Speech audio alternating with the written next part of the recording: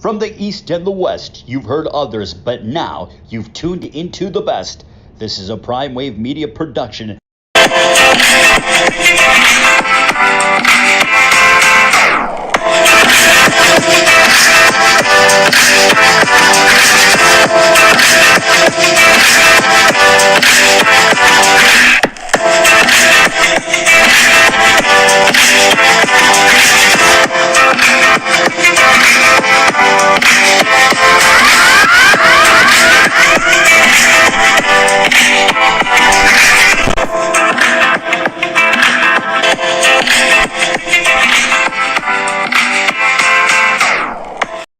What's up, world? It's the one and only Pop DBIC, the Primetime Capper. I'm feeling good. I'm feeling great. And it is time for the premier sports betting show, the PrimeTimeAngles. And you guys already know we in full bloom in the summertime.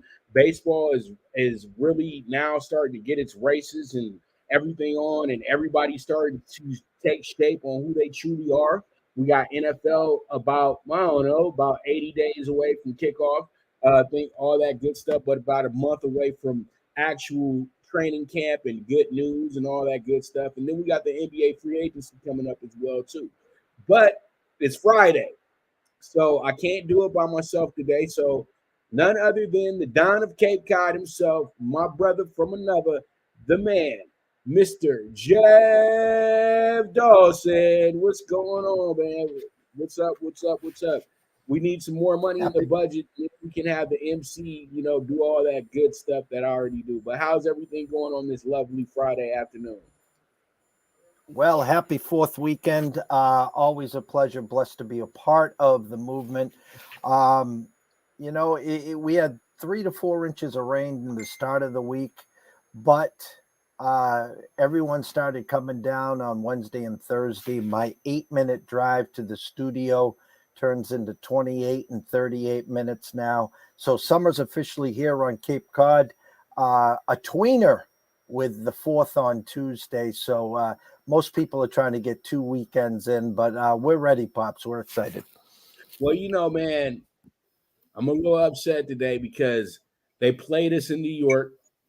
We're supposed to get Belmont today. They sat up there and said, hey, why you gonna do us like that? I saw the horses in the paddock ready to walk out to the track, and they say, well, we're not doing it today. Damn. I hate when we have these issues and they cancel 5 minutes before they really supposed to start racing today. So I'm fired. Is that the fires from Canada again? I guess. Because they damn near didn't play the Pirates game yesterday. And they didn't run Presque Downs on Wednesday. That's my little dog track right there. Tuesdays and Wednesdays. You know how we do it. All right, so we got NBA free agency coming up, Jeff. Something big, right? It should be coming like all weekend. We're going to be seeing guys switching teams and guys up in here, denying money and taking money and all that good stuff. And some guys' NBA careers are over. Let's just keep it real. Some guys aren't going to be getting the call anymore. But NBA free agency begins this weekend. What team has to make the right moves, Jeff, in your opinion? What teams have to make well, I'll say this locally. I caught wind a few minutes ago before we came on. The Clippers again knocking on the door for Brogdon. And I'm hearing that Harden is the favorite to go over to the Clippers. Philly's going to move, obviously, James. So Harden will be the big move. Kyrie searching for answers.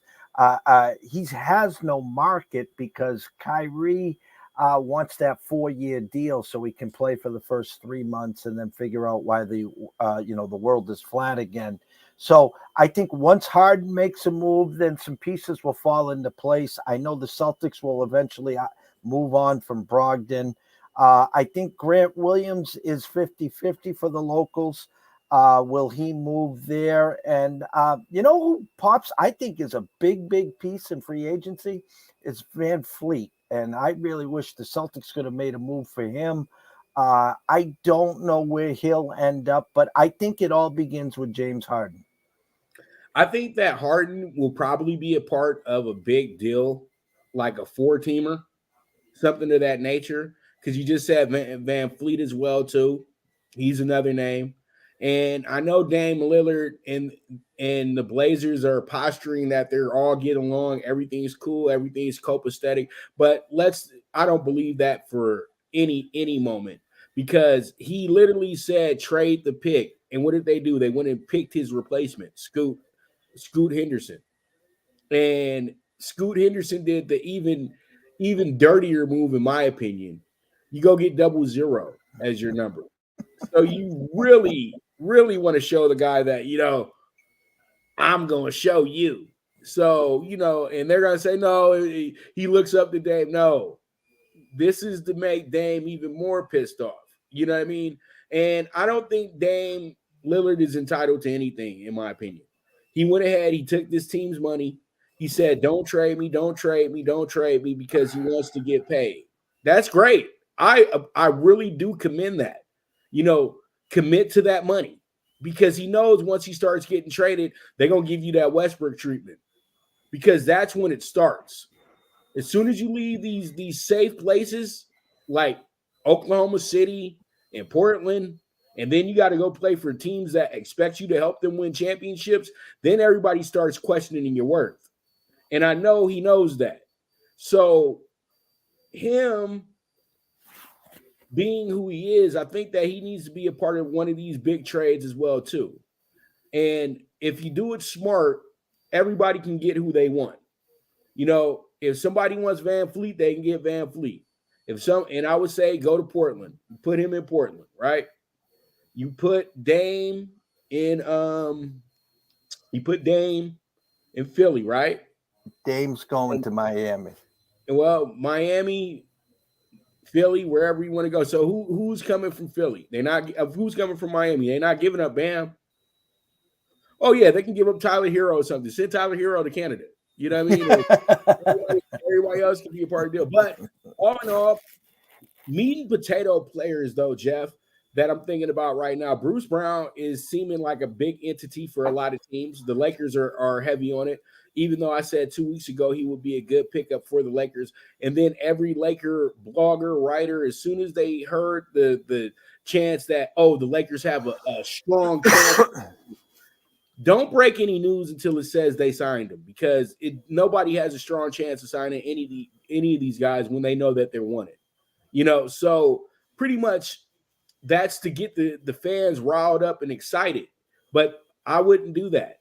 You know what I mean? I just let it play out in its motions. But a lot of people gonna laugh at me right now. But I would say that if you don't get Bruce Brown, go get Dylan Brooks. It sounds funny right now, but Dylan Brooks would be a great defender for the Lakers. And he's the type of guy that if you're gonna start some stuff, he's gonna be able to get away with it a little bit more in LA than he did in Memphis. So sometimes you need an instigator, man, and the Lakers might need that right now, in my opinion. It sounds crazy right now, Jeff, but I think it could work, to be honest with you, because LeBron doesn't own our team. That's what people have to understand. He doesn't own the squad. And you know what? All that talking and everything like that, if he can deal with Draymond talking to him crazy, then he can have a guy like Dylan Brooks on the team. Dylan Brooks, to me, he would love to play in LA, and he wouldn't be as loose as he was in Memphis. He was trying his hardest to get traded out of Memphis, bro. And you can see, because they have a stupid organization, dog. Their organization is JV minor league, and it got pretty much revealed with the Ja Morant situation. So, I just kind of feel like you got to shake up the market a little bit. But I like the fact that the Lakers have it in their mind to keep guys. Retain D'Angelo Russell, because you're not going to get somebody better than him on the market. If you already have him there, just keep him there. Reeves, don't overpay him. You don't need to, because he's a guy that is literally feeding off of being a great player because he plays with the Lakers. He's not doing the same thing in Orlando. Rui, now that is I think that Rui needs to be priority, to be honest with you. That needs to be a priority signing for the Lakers. And also Dennis Schroeder needs to be a priority signing for the Lakers as well, too. Because if you can't keep D'Angelo, you got to keep Schroeder, one or the other. But I would like to keep both. But we'll see how it goes. And with your Celtics, I think the Celtics probably have another trade in them, to be honest with you. I think they really, truly do have another trade in them before the end of before we get to training camps and all that good stuff as well, too. But go ahead. As we were coming on, there's a name floating around, and I thought they might actually make that move during the trade deadline. And I actually like the move, and you're going to laugh because you don't like the guy, but there's talks now of Patrick Beverley potentially coming over to the Celtics. And I think, again, with Smart not there, he would add a good piece. And getting back to the big names, Pops, and we talked about Harden maybe moving to the Clippers. What do you think of Philly? What would they look like with Paul George? I would think that Philly would be right at home for them. That's the perfect move because now you bring yourself a guy who can be a point forward for you in the mode of a Scottie Pippen, and then you kind of have a Patrick Ewing type with Embiid. You know what I mean? Patrick Ewing, Lonzo Mourning type situation. And that's much better than Tobias Harris. I'll tell you that because he's a better all-around player. And if you were to bring in somebody like George, then this could really open up things for the rest of your team. And I think that should be a good play. And I know that the Sixers are going to be a way better team. They're probably going to have the best record in the East at the end of the day because they got Nick Nurse is their head coach now. And Nick Nurse just needed himself a good squad to coach, and he'll put them right where he needs to put them at. That's why he got the job so quickly. Doc Rivers is over the hill. We all know that. So it's not like Doc Rivers was somebody who was special. Doc Rivers was somebody who was just, good for coaching stars. Now you got a guy who actually won a championship in recent times, and he just needed a fresh start. So this will be like how Budenholzer was when he went over to Milwaukee.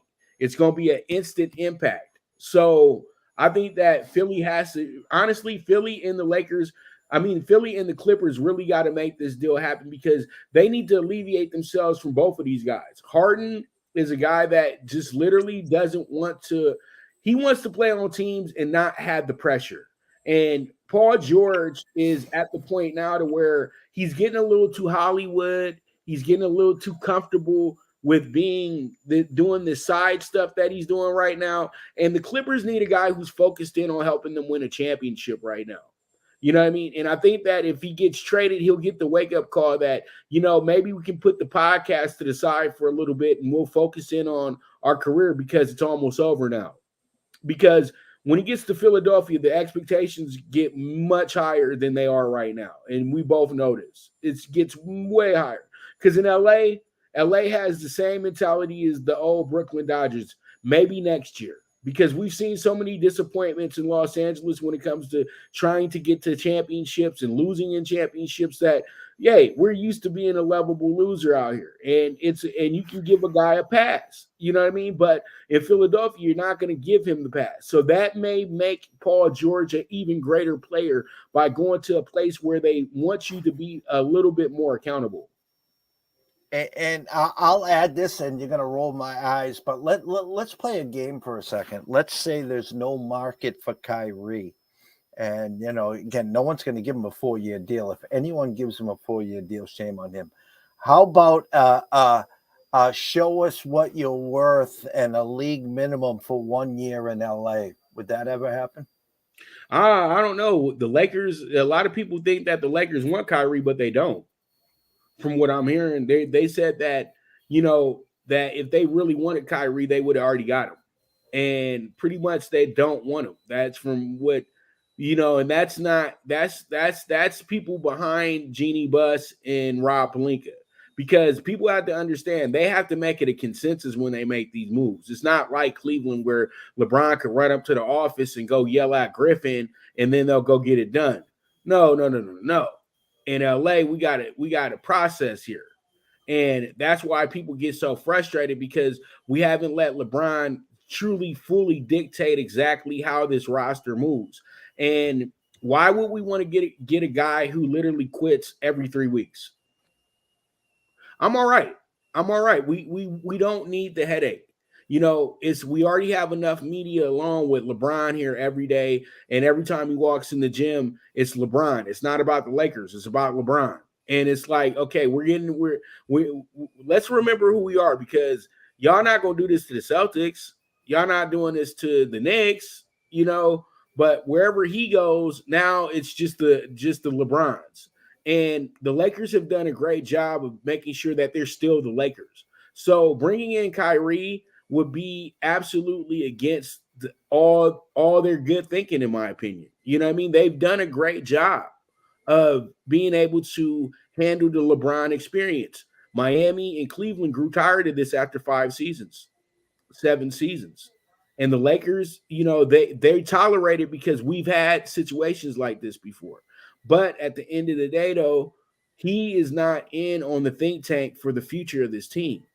He's not Kobe Bryant. He's not Magic Johnson. He doesn't have that same aura to him. I don't care what anybody thinks or says. You're still a Cavalier. You're just rented. That's it. You're a rebel for us. Well, yeah, we'll put your little jersey up there and everything like that. But at the end of the day, Will Chamberlain's a Philly guy, right? And I tell people all the time, the modern day Will Chamberlain is LeBron James. It's that simple. You're so good, people hate it. And you're so chauvinistic that you just don't know how to act, because you raised yourself. So, you have this idea that everything's always going to be your way. And it just doesn't work like that. LeBron's too old to dictate anything that goes on with the Lakers. He's not even our best player anymore. It's actually AD whenever he wants to just go ahead and just take over the team. But we'll see. We'll see how it goes. But we don't have to keep catering to him. We have a good team in place. D'Angelo Russell's a better option than Kyrie. Yeah, I know it sounds crazy right now, but if you let D'Angelo be a little healthier, I know that if he's healthy all season, he'll be committed to the team. I don't need a guy over hanging out in Hollywood having what is it that they use, the incense sessions, and talking to people on Twitter, and having these opinions and telling people how stupid they are. We don't need that. We don't want that. It's okay. Going down the road, Kyrie's not worth any type of headache. He's not. I think he's in the perfect place in Dallas where they'll put up with that, because they desperate for stars down there. They love to just say they have a star. And you know what? It will make sure that they ensure that they ain't going to have to pay Luka, because once he pisses Luka off, he won't even want to be in Dallas anymore. I think the guy needs to retire, honestly, because he's a waste of time, Jeff. No doubt. Waste of time. I don't care what people think or say. He's a waste of time, dude. I mean, if you just go back and look, he blew up Cleveland, he blew up the Celtics, he blew up Brooklyn, he blew up Dallas. I mean, he's a cancer in the locker room. He's a cancer for any franchise.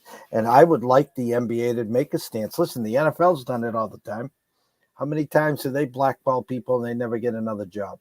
So I think the NBA easily could do it. And then he would then have to eat crow and take a league minimum to someone who wants to pick him up. That's why I suggested, if there was no market for him, would he eat crow and then call up LeBron and say, hey, I'm going to keep my head on straight for 1 year to prove my worth. Let's give it a shot. Let's run it back. And that, see if that would happen. Right. And he left the team, and LeBron was still there when they were in Cleveland. Mm-hmm. Oh, I just can't do this anymore, man. And they was about to give you one of the biggest contracts in NBA history. And you said that you couldn't stand being around him. And then you said, oh, it's not about him. It's about, then, you just kept it honest. It's not about LeBron. It's not about the Cavaliers. It's about staying in the city of Cleveland. It's that simple, because you don't want everybody always bothering you. You don't always want people talking to you. You don't want to participate in being somebody's hero. I got you. All y'all think you're Charles Barkley. I feel you. I got you. But at the end of the day, y'all going to regret everything that you're saying right now as we move forward in life. You know what I mean? Because it's selfish, it's the most selfish. You know what I mean? And that's a lot of people's attitudes nowadays. And in the NBA, you're not supposed to be a selfish person like that. So it is what it is at the end of the day, Jeff. I agree. Yep. I might not be able to say that too much anymore since Cameron and Mace got that show and everything going on. But y'all need to know I've been saying it is what it is for the last 10 years on all these damn shows. So these guys just got here 5 minutes ago. Well, they didn't get to the world 5 minutes ago, but they got to my world 5 minutes ago. But it's all good. They famous rappers. I'm just a handicapper. All right. So AFC South is the division of unpredictability. What to expect this upcoming season, Jeff? I every year we want to anoint a team, whether it's Indy last year, the year before the Titans. Every year we get sideswiped or blitzed. I mean, this year, obviously, the way the Jags finished the year, the way they, another year with Lawrence, they add Calvin Ridley.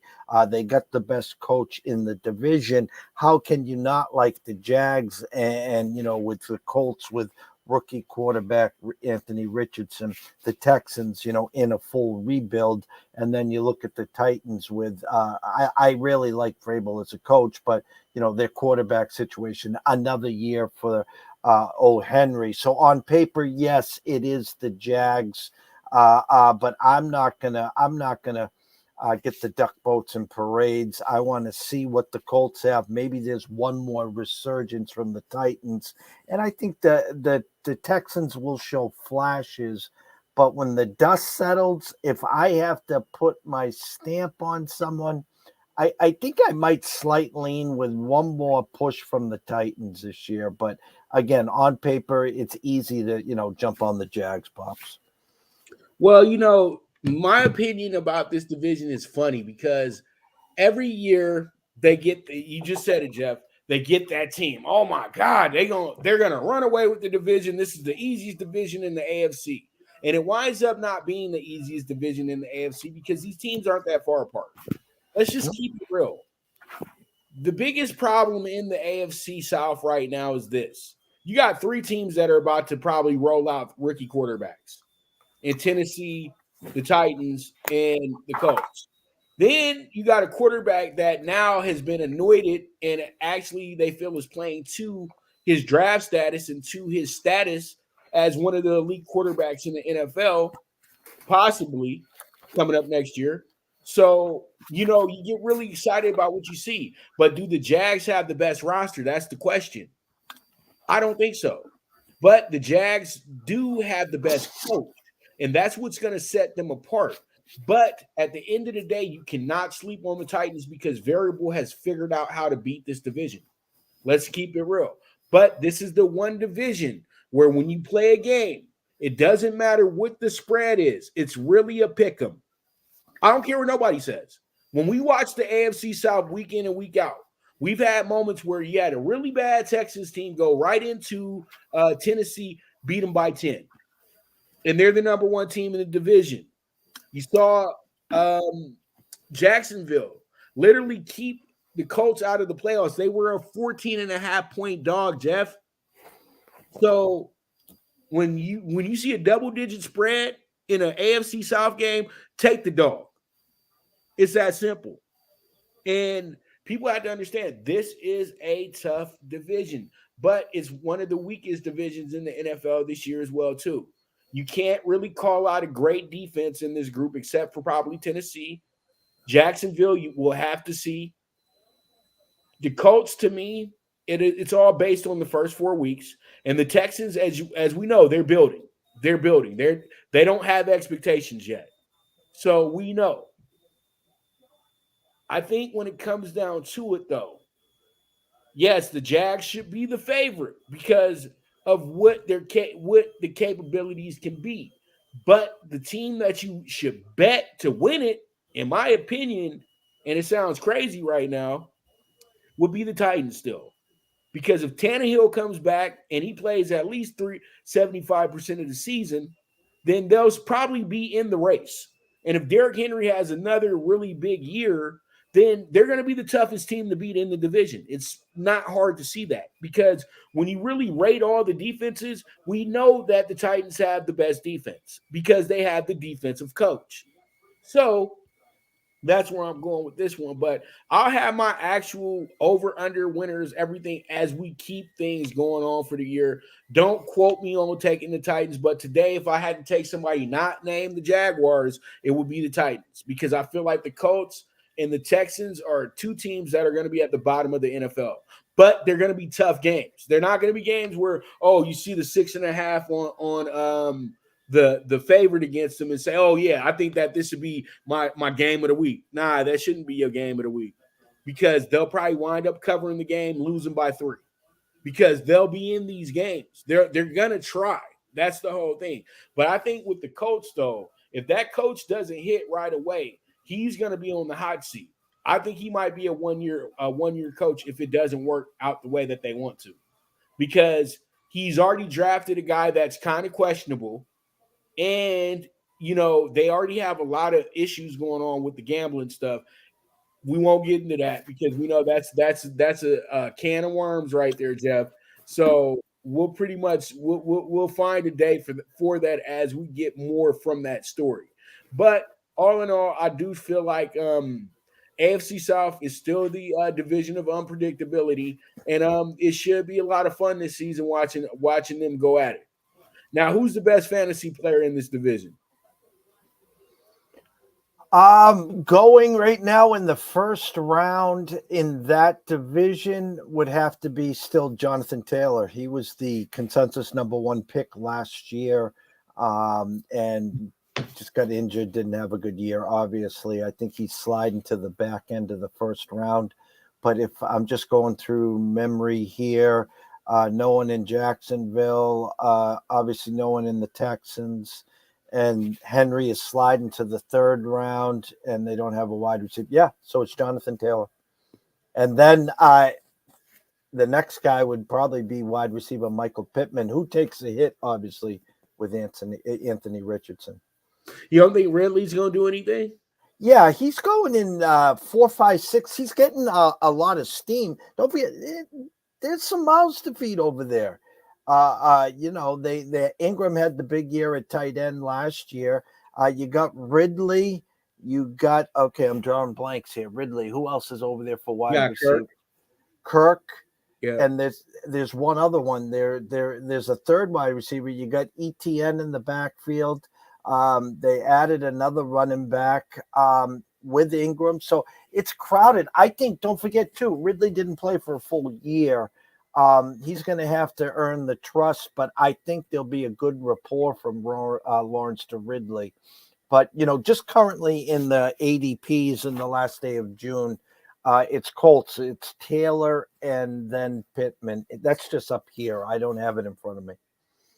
All right. And since we're talking about fantasy, let's talk about a rookie that I'm kind of intrigued with on his fantasy tip. And that's going to be Bryce Young. Is Bryce Young a sleeper fantasy pick in his rookie year, Jeff? His #1 weapon's gone. I mean, DJ Moore now in Chicago. You know what? I think it's going to be a real run-heavy team. Put him in good situations. Don't make mistakes. Hayden Hurst at tight end. They added Adam Thielen. They drafted a rookie with Mingo, and there's another wide receiver that's slipping my brain. They have Chark now over there, and a guy that I've been high the last 2 years, Terrence. Come on, Terrence from LSU. Brain fart on his last name here, Pops. I apologize. Marshall? Terrence Marshall, yes, to make an emergence. It's real clouded over there. I think I like the pick. I'm not buying or drinking the Kool-Aid on the Saints. I'm not. I think Atlanta is starting to gain some steam the more and more research that I do. But there again, you got Ritter there. So is he a sleeper? If you're in a dynasty league, obviously, he's someone that you want to add. Are you going to get a lot from him this year for the fantasy?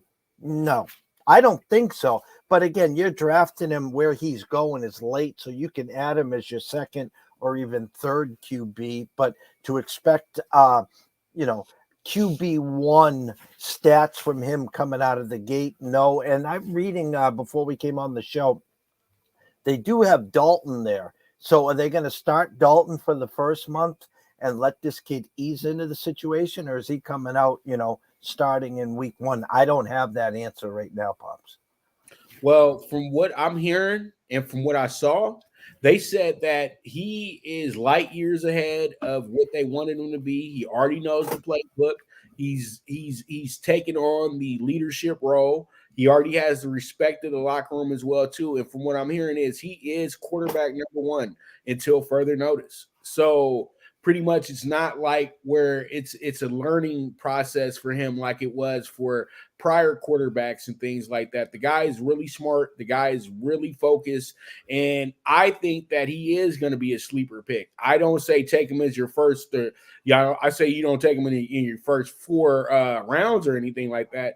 But as a backup quarterback, as that option, yeah, that's good, because there's going to be weeks where you might need him to help you out just a little bit. And I think this season, with the way that defenses have improved, you're going to have that really good quarterback on the bench for your fantasy teams this year. So I truly do think that if anybody is going to really be a Cinderella this year and a team that's going to surprise all of us, it could be the Panthers, because Frank Reich is still a really good coach. It just didn't work out because the impatience in Indianapolis, and also they have a good community that's behind that team. So they always love playing up under the radar. And when you don't take Carolina as seriously as you need to, that's when they bite you. And so that's what I'm kind of looking at right now, Jeff, in that regard. So with that, pretty much let's go ahead and talk some baseball real quick. And we got ourselves a pretty good race going on here in the AL and the Central. AL and Central races right now. How much closer will it get? Good questions. Start with the AL too. The AL, I mean, it Pops, it's a coin flip. I think when the dust settles, I mean, the Twins are supposed to hold on. I'm a big Tito fan. I think Cleveland has the horses now. Do they become sellers, though? That's the big question. If they get the right price on Bieber, will they move Bieber? He's been available the whole time. The White Sox on paper just can't get it done. Have all the talent in the world, just no consistency in the starting pitching. Liam Hendricks battled cancer, comes back, then gets an injury, so their back end's still in shambles. So I'm rooting for Cleveland. That's who I'm rooting for. But I think when everything settles, I think it will be the Twins, Pops. Okay, and I'm on the same thing. I actually picked the White Sox to win the division at like plus 220. But I think the White Sox are just a messy team at this point, and they're probably going to be big sellers when it comes to the trade deadline. I think the Dodgers need to be looking at Dylan Cease, Lucas Giolito, guys like that as possible starters for the stretch run to the playoffs. That could possibly be possibilities, because the Dodgers and the White Sox share the same farm facility in Arizona. So they know exactly who they're playing. They got scouting reports on everybody on both sides. So White Sox and Dodgers can always make easy deals. They probably have made the most. The Dodgers and White Sox have probably dealt with each other on like dozens of deals since they came together in Arizona. So I think that that's possibly can be an option. You know what I mean? Because the White Sox, every time they get up a little bit, they take 2 steps back. That's a problem. Kansas City is never going to leave last place. We know that. Detroit is a weird situation. They can reel off 5 in a row, then they'll lose 9 in a row. This team is inconsistent, but they got a bright future. They got a very bright future. The Guardians, to me, just like you said, it's probably their division to lose. But the Guardians are inconsistent this season. Let's just be honest about that part. And the Twins have the roster. The Twins have the best roster in the division. And so the Twins literally win the division by default, because I know when it comes down to it, when it comes down to the hard games, this team should be able to win those games. So I do like Minnesota to close it out, but I still think that it's going to come down to the final week with them and the Guardians. I agree. All right, let's talk a little bit about the National League right now. Now, this is a funky division because literally right now is like this. What are your thoughts on this real quick? Well, I don't think the Brewers have the horses. The Reds are the new shiny toy. They're a couple years ahead of time, ahead of schedule. They have they're such a fun team to watch. They took a big hit with Green now on the IL. Lodolo still. They don't have the front end pitching right now. So again, they're a great story. They're fun to watch. But again, I don't think they have enough. Listen, anyone wants to grab, I think about 10 days ago, you could have grabbed them at 10-1 to win the division. Now they're like 4-5-1, whatever. So again, if you want to root them on and cheer them on, go ahead. God bless you. The Cubs just hanging around, putting a whooping on the Guardians as we speak right now. Last time I saw 6-0. They were the sexy ones around 3-1 or 3.5-1, but preseason. And I think they're going to hang around. They just find ways to win. Again, inconsistent. Now, you look on paper and look at the standings, and the Cardinals are just underperforming. Now, whether they need to fire the coach for that shakeup, they're a 9-1 run away from being right there again. And I'm just hearing from some colleagues, believe it or not, go grab a little piece on them right now to come all the way back. Now, they got the talent. Their front-end pitching is banged up again. They have some back-end issues, but they're getting better. So if you asked me, I will say this. The Brewers will not win the division. The Reds will not. The Pirates will not. Now, do the Cubs sneak in, or do the Cardinals shake it up, fire the coach, get that big run, and when the dust settles, it's the Cardinals that find a way to win this division, Pops? Well, I've been saying that for the longest. I said that we're going to have a point where everybody gets it to first place in this division because this is the musical chairs division. Everybody gets a chance at the mountaintop. The Cubs are next. You know what I mean? Because the Cubs, just like you said, the Cubs just need to win 9 out of 10. But the difference between the Cardinals and everybody else, the Cardinals are the only team that I know who can possibly win 15 in a row if they have to. Yeah. And that's what really makes them different because we know what to expect with the Cardinals second half of the season. They're going to cut it on. And they already said we're not getting rid of anybody. So they still believe they can get it. And they're only 8 games back. 8 games back at this point is not a lot. It really isn't because all it takes is one 10-game losing streak and you're out of it. It's not hard. You know what I mean? And that's why you got to win these head-up matchups that you get. You know what I mean? But I still believe in the team from Wisconsin, the Milwaukee Brewers. I just think that the Brewers just have the best roster in the group, and the Brewers are probably the only team that has consistently been there all season. Yeah, they've been hovering around second and first place all year, but you notice that they're only a half game out most times, and they just need to get themselves away from everybody for a second, and they'll easily win this division. But once again, this division is like being at the racetrack and we're coming down the stretch and everybody's on a blanket finish. You really don't know who the winner's going to be at the end of the day. But I'll take that plus 140 all day, baby. 140 all day. You know what I mean? So there it is. There it is. Well, we're going to take a quick commercial break, and it's sad for me because we have to have Jeff leave the show unless he wants to do a couple more minutes with us. But Jeff does have to run. So pretty much when I get back, we'll be talking some Dodgers and we'll be talking some MLB Friday night games as well, too. So we'll be right back with the premier sports betting show with the one and only Pop DiBiase, the primetime capper, and the Don of Cape Cod himself signing off. My man, Jeff Dawson. Thank you so much for coming in, brother. It's always a pleasure. And hopefully, if you're not too busy, we got you next Friday. Always, always, always. I'll clear the desk, my brother. Happy 4th. Thank you so much. And listen, behave yourself. And I could be coming your way next Sunday. Well, kind of, sort of your way, if you understand what I'm saying. So, Yep. Yep. All right, man. Have a beautiful weekend. Enjoy all those cookouts and all those crab cakes and all that good stuff that you get to eat. See, Jeff doesn't do it like the rest of us. He did get seafood platters and things like that. He don't get the dogs and the burgers. He gets the what are those? The lobster rolls and the steamers and all the good stuff.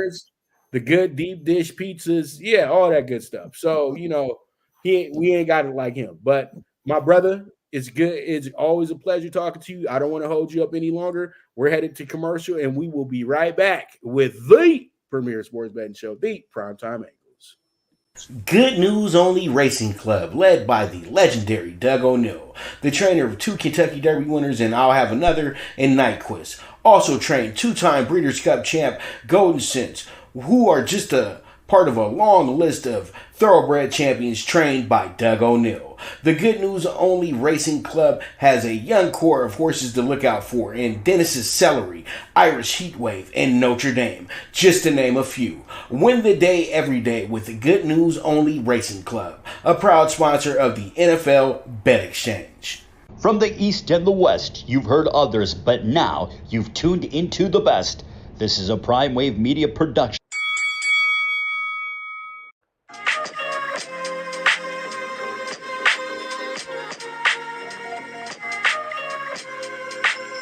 Tune into Big Wave Boxing every week with a brand new guest with the one and only Pop DiBiase, the primetime capper, getting the best boxing stories, best boxing angles, and the truth when it all comes down to the sweet science. Tune in to Big Wave Boxing on the Prime Wave Media channel on YouTube.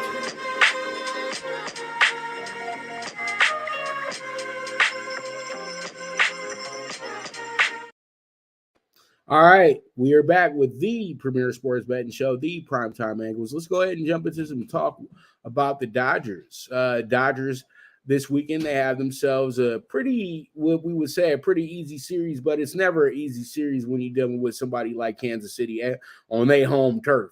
Now, Dodgers blow out the Rockies 14-3 to win series. Somewhat big series here in KC over the weekend. Now, the Dodgers did get themselves a game closer to first place, and they got themselves officially into second place slightly. They're a half a game ahead of the Giants now, but they put themselves back into position because they've done a good job of winning the last 7 out of 9 games and winning both of those series as well, too. So that's huge moving forward for this Dodger team as they pursue another NL West championship and try to solidify a playoff spot.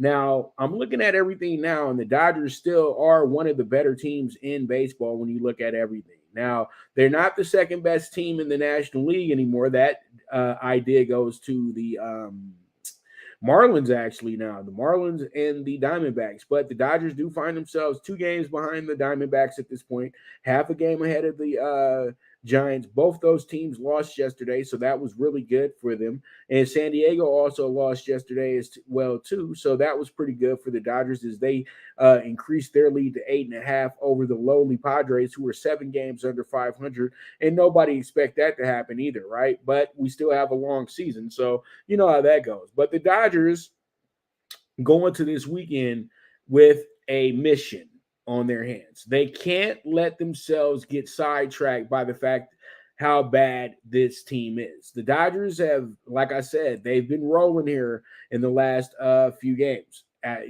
Winning their last 7 out of 9 has been pretty good. From what I'm seeing here, 6 out of 8. Sorry about that. So pretty much, after getting swept by the Giants, they've been able to bounce back pretty good.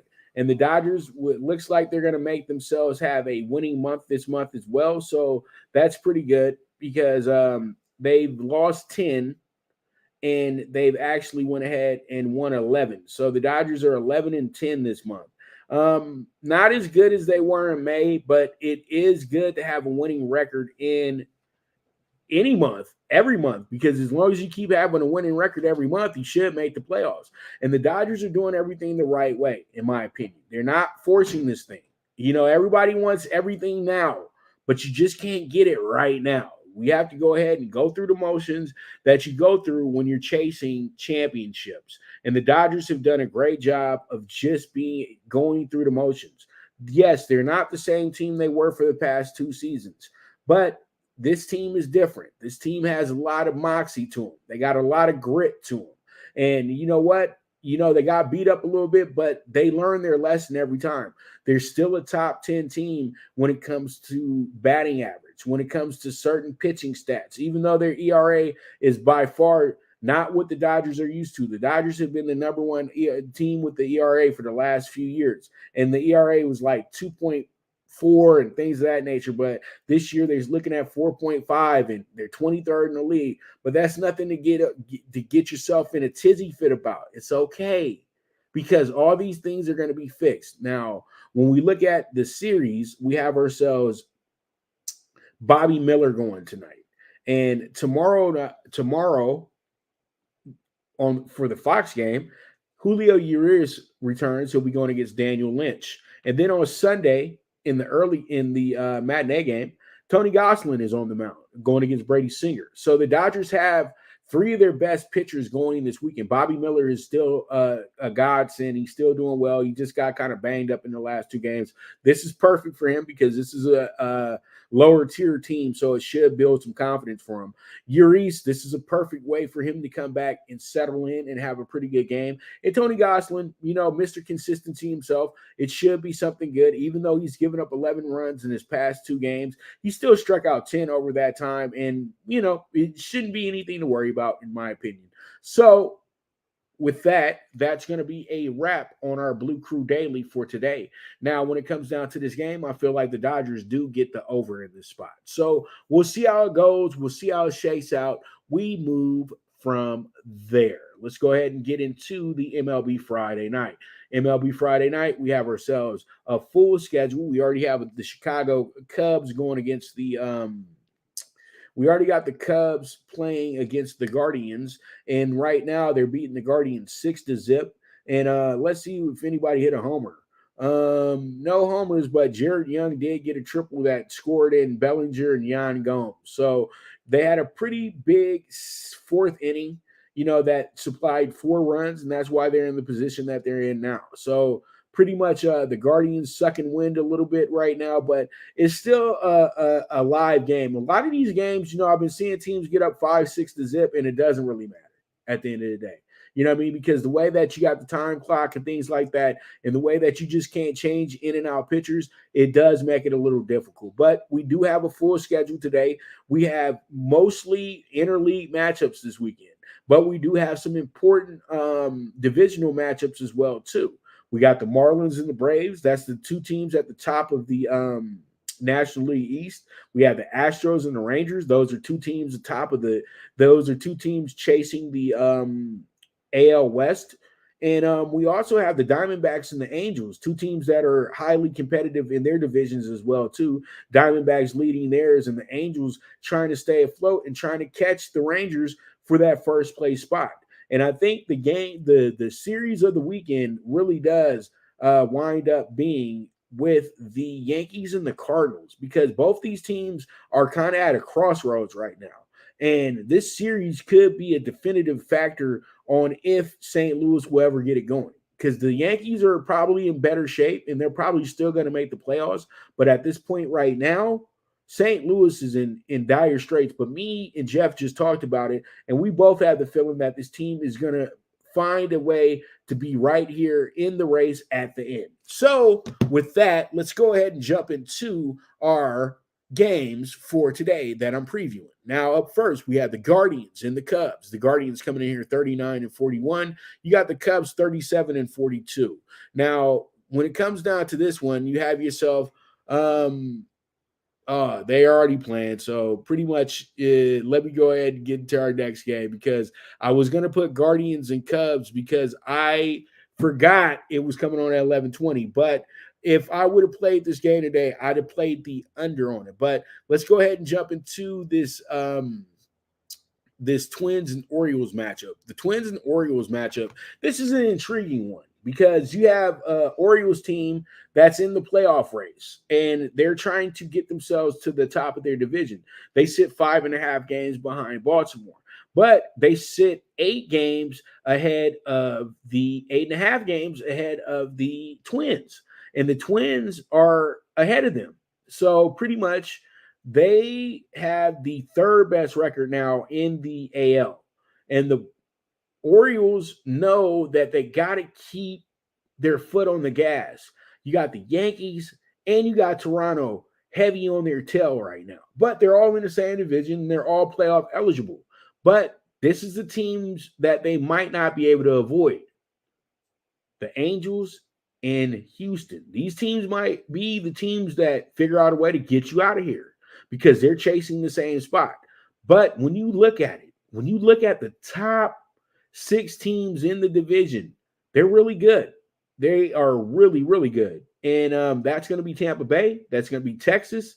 That's going to be Baltimore, the Yankees, Toronto, and Houston, and the Angels. And these teams are not that far apart when it comes to wins and losses, except for Tampa Bay has kind of jumped ahead of everybody else. But Tampa Bay is only playing 500 baseball right now. They have kind of caught a little bit of a rut. They just lost their last series against the Diamondbacks. So tonight in this game, you have a good pitching matchup. You got Pablo Lopez on the mound for the Twins. You got Dean Kremer on the mound for the Orioles. So tonight's game is going to be one of those games where it looks like it's going to be all about the pitching. And that's what I'm seeing tonight. Pablo Lopez coming in here. He was pretty good last start. 6 innings, 10 strikeouts, 3 walks, but they wound up losing that game to Detroit. But still, he had a pretty good game regardless. Then Kremer, who's been playing much better baseball lately because he struggled at the start of the year, but they did so good in games that he was still able to win these games. He's 8-3 on the season.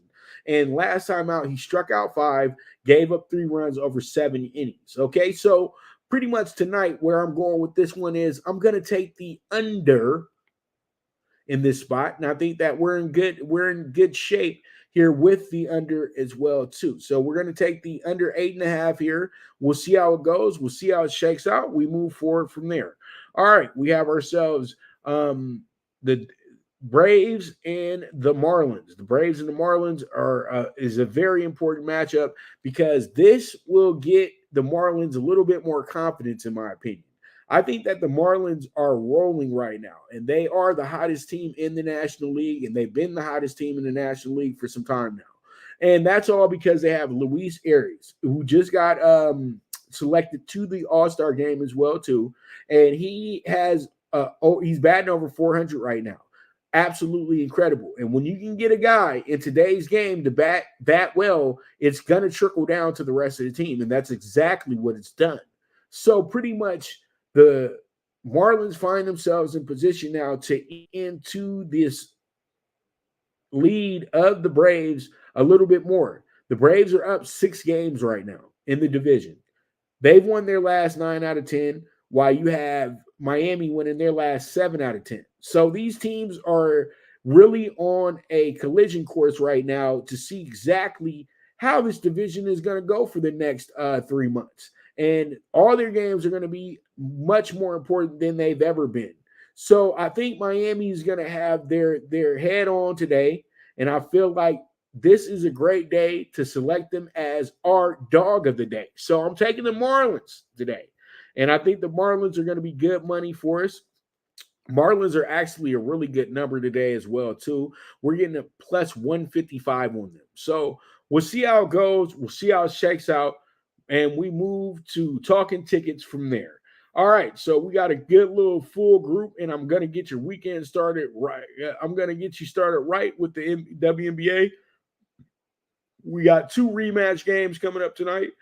You got the Dream and the Mystics over 164.5 is the bet that I'm laying for. And then we have the Sparks plus 110, 3-1 as well. and that should be some good money for us tonight. Sparks on the road. They're trying to get back against the Chicago Sky. Now, we got the MLB Series Bets for this weekend. This will run from today until the 2nd of July, which is Sunday. So pretty much we have the Cubs minus 115. They're already winning their game as is. And then we have the Reds plus 115 at home in that Padres series. We got the Orioles this weekend minus 125 in that series against the Twins this weekend. We got the Brewers minus 155 in a very important series against the Pirates. Then we have the Marlins at plus 225 to get the big upset in Atlanta this weekend. And then we finish up with the Rockies at home going against Detroit, and hopefully they can go ahead and get us a good 2 out of 3 this weekend in a series that's very even. So we move forward and let's get to talking about what's going down tonight in the MLB. We got ourselves the PrimeTime PK6, 62-1, Brewers minus 140 money line tonight. We got the Giants plus 130. We got the under 8.5 with the Twins and the Orioles, our dog of the day. The Marlins plus 155. Then we have the plus 1.5 with the Red Sox minus 165. And then we have the over 11 Tigers, Rockies, and that will wrap up the PrimeTime PK6. Now we finish up with the late pick 3, and the late pick 3 is going to be 7-1. We got the 1.5 to the Yanks tonight with the plus 150. Then we have the Angels at home with the minus 155 tonight. And then we wrap it up with the under 7.5 with the Rays and the Mariners. And it's going to be a 7-1 ticket. Let's see how it goes. Let's see how it shakes out. And that's going to be Talking Tickets. And that's going to be a wrap on today's show. And man, I'm going to see you guys on Monday because I know it's a holiday, but still, we got sports to talk about on Monday. So I'll be here to do the show, no problem. And we'll make sure that we have ourselves a rocking show as well, too. So you guys make sure to tune in. And this is the Premier Sports Betting Show, the Primetime Angles with the one and only Pop DiBiase, the Primetime Capper. And as I always say, bet with your head, not with your heart. The movement is moving. And I am gone.